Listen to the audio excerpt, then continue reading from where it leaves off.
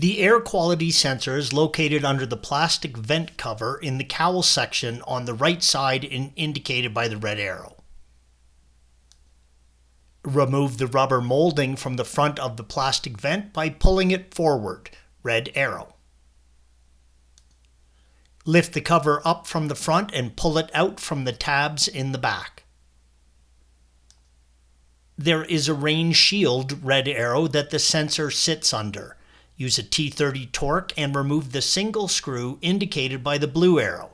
The other screw holds the ECU bracket in place. Move the rain shield out from the area.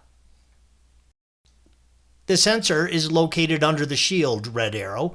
It is attached to a metal bracket.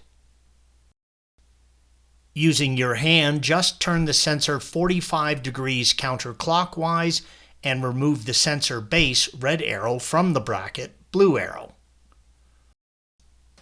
Push in on the tab and separate the electrical connection, red arrow. Installation is the reverse of removal. Thanks for watching. Be sure to subscribe to our channel and check out another video in this series.